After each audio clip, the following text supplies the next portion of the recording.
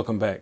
In previous videos we've looked at the 5 things that we can do to our images, and we've also looked at different ways of making selections to apply those adjustments to our images. In this video we're going to put those two together and show you the most appropriate selections for the type of adjustment we want to make to our images. So let's have a look and get started. So before we start looking at the different ways we can make selections, let's look firstly at the 5 things that we can do to our images. And the first one is, does the image or part of the image need to be lighter or darker? In this example that we'll use some of these in the rest of the video, does the image need to be lighter or darker? The tonality of the image. The second thing we need to think about is the color temperature. Does it need to be warmer or cooler? Warmer or cooler? What's the appropriate color temperature for the image? Our third thing that we need to look at is, does the image need to have more or less contrast? More contrast goes a great way to establishing the mood in the image, but it needs to be appropriate to the subject. And of course, if you're photographing in fairly poor conditions like this, you're going to need to do some work on the image. And the next one we need to think about is, does the image need to be more or less colourful? Less colourful or more colourful? What's important to convey the information or the message in your image?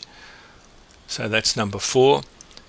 And of course number 5 is, does the image or part of the image need to be sharper or duller? Sharper or duller. And that's a combination of sharpening and contrast. And just bearing in mind that when things look sharper, they appear to be closer to the viewer. Things that are less well defined appear to be further away.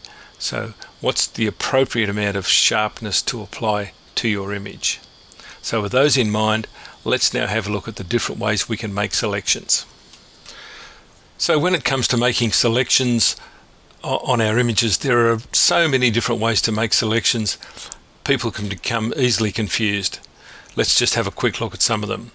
Of course, with our toolbar down the left hand side of Photoshop, we have the things like the quick selection tool, but also within that we have things like the object selection tool, which will go a long way towards making an appropriate selection on your image, and where you have a fairly clearly defined object like the puffin in this photograph.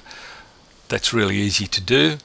And of course we have other things like the magic wand, we have the lasso tool, the magnetic lasso tool, and so forth. But of course things that are maybe a little less known would be the tools under the select menu, such as the color range. And the color range selection tools not only include selecting by color, but most importantly we can select by tonality. In other words, we're making a luminance selection based on highlights, midtones or shadows. So they're incredible ways to make selections. And of course the other way you can make a selection is basically just to paint a mask onto an adjustment, and in a lot of cases you don't need a really sophisticated selection. You can do that fairly simply. So with those in mind, let's look at the 5 different things that we do to our images and where and how we would make selections appropriate to that. So the first thing we're going to have a look at is the question of lighter or darker. Does our image need to be lighter or darker? Now this is the image as captured. There are no adjustments made to this in Lightroom. And the first thing you need to consider is, we're looking here at a Tasmanian devil, and for those that are not in Australia, the Tasmanian devil is a nocturnal carnivorous marsupial, and normally you would expect to see this at night time. So seeing it in daylight situation is not really appropriate to the animal. Now obviously if we just darken the image down, it looks pretty awful, but we can do some adjustments, such as pulling down the blacks and adjusting the contrast as we go, and then playing around with things to give it a more appropriate feel. And a lot of these adjustments would be made globally in Lightroom. And with all of these 5 things that we do to our images, we've got 2 choices. We can either make a global adjustment, which is, in other words, an adjustment that affects the whole of the image, or we can make a local adjustment. So let's just say here we've darkened this whole image down so that it gives it more of a nighttime feel, and for instance, we might even consider to put a bit of a strong vignette. Now, I've made this a little bit more than I would normally do, but here's the illustration. Make the image overall dark, but the problem is now we've just about lost our creature. So what we would do here is make a selective adjustment using the tools in Lightroom. And just bear in mind that in Lightroom we're working on the raw data. Once we take an image into Photoshop, we're working on a rendered RGB image, and so our adjustments are going to be a little bit less effective and perhaps more destructive. So it's always better to work on the raw data for your major adjustments. Now, in this case, I think all we need to do now is to brush on a little bit of exposure onto the devil himself, because he's the focus of our attention.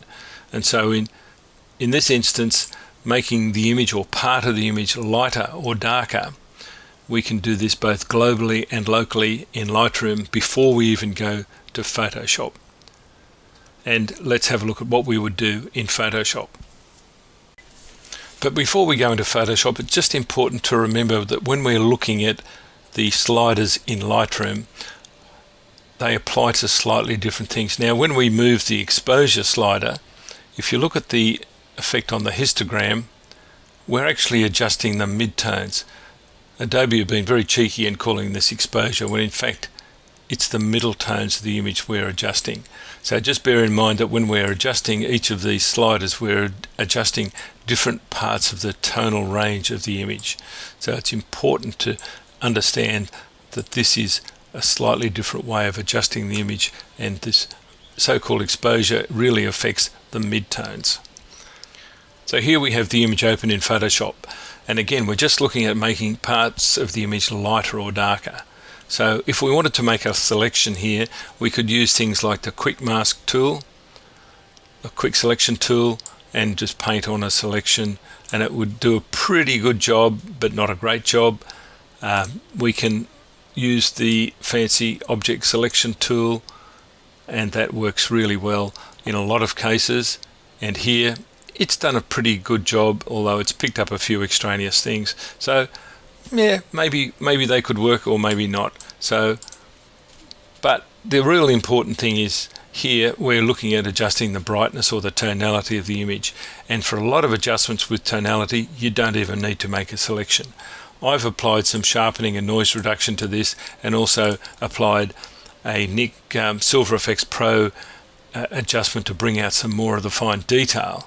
But then when it gets down to making the object look a little darker, I've used the Color Effects Pro and applied a partial midnight filter and a little bit of further adjustment. But you can see here that I've excluded the devil from the adjustment, and all I've done here is paint it onto the mask with a brush. So when you make a new layer with a filter, it doesn't come with a mask by default, but we can easily add a mask. And if I just remove that layer mask now, you'll see that the effect of that midnight filter has darkened the whole of the image, but I wanted to retain some lightness in the devil himself. So if I just add a layer mask to that layer and then paint on that adjustment with my brush, and of course using black to remove the adjustment, and using an appropriate soft edged brush, we can just do this very simply. And I've got this on about 55% opacity. You might want to start painting on with a little bit less. And so you can see now that the effect is now removed from the devil. And by using a soft edge brush, we don't even need to make a selection, because it'll just feather off automatically. So with a lot of tonality adjustments, we don't need to do a proper selection. We can just do this with a paint on mask. The same thing with a vignette that I would make in Photoshop. And let's just quickly look at how I would make a vignette, a simple vignette in Photoshop. Using the lasso tool, I'm just going to draw a very rough line around the bits that I want. In other words, I'm keeping the devil as the center of interest. Doesn't even need to be a very precise or well-defined line. we make a selection, and the first thing we do with that selection is we want to feather that the maximum amount because we want a very soft transition. So if we go into the select menu, modify and feather, and type in the largest possible feather we can make, which is 360 pixels, click OK, and now that line is smoothed out. But what we want is we want to apply the darkening to the edge of the image, and at the moment we've selected the middle part of the image. So having feathered that selection, we go back to the select menu and we just select the inverse, and we now see we have the marching ants around the outside of the image and a line inside, and now we have a transition from full effect to zero effect spread over 360 pixels. So how does that work? Well, let's just go and add a curves adjustment, and you'll see here that the curves adjustment, and if I hold down the Alt key and click on the mask, there's my very softly feathered adjustment. Doesn't need to be super precise. Let's just Alt click on that again, and then adjusting our curve, we just move our white point down slightly and then pull the middle part of the curve down to darken the edges, and you'll see that that transition is really soft. So when we come to lightening and darkening our image, a lot of the adjustments we can make, we don't need to make a precise selection. We can do this with paint on masks or just apply the effect to the whole of the image. And while we're just still looking at the adjustments to the tonal range or the lightness and darkness in an image, there are going to be times when you've worked up an image. This is the base image I started with, and then we got up to something like this. There are going to be times when you've worked up an image and you found that there's an area of the tonal range that you want to make some further adjustments to. Now, we've got a couple of different ways we can do this. Using Photoshop's tools, you can go to the select menu, come to color range, and instead of choosing our color, we can select either highlights, midtones or shadows. And here we have a preview of the selection, and by moving the slider to the left, which means we include more things that we're going to consider as highlights, or fewer tones, we can go all the way up until there's almost nothing selected. And the fuzziness slider affects how many tones either side of that selection are going to be included. So let's say we wanted to do something with these brighter parts of the image. I've got a preview here. I can load that as a selection, and then I can do something to it. Let's say I just wanted to lighten all of those more. You'll see that I've got a fairly good selection happening. But the problem is, if I go down to the mask and hold down Alt and click on it, you'll see that it's a very precise selection, which is great a lot of the time. But if we're just wanting to blend that luminosity back into the image, what we're going to need to do is we're going to need to soften this edge. And so with the mask selected, and we go to our properties panel, we can actually feather that selection so that we get a nice soft easy transition at the edge. Let's just do that. Hold down Alt, click on the mask again, and then when we turn our adjustment on and off, you'll see that it's now affected a wider range of tones. Now this is totally inappropriate for the image, but it's here to demonstrate. And there's another way we can do this, and this is a plugin that I highly recommend, and that is the Lumencia plugin, available from Greg Benz. And if you are interested in that, there is a free version of this panel available. If you go to gregbenzphotography.com, there is a free version, but there's also a paid-for version of Lumencia, which is $39.99 US. Well worth the expense.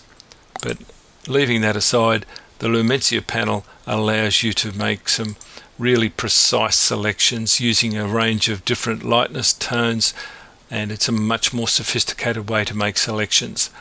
As you can see here, it's giving me a wide range of ways I can include and exclude things from the selection. Let's not go into that now, but there's a couple of different ways we can use luminosity selections to then target precise areas of the image.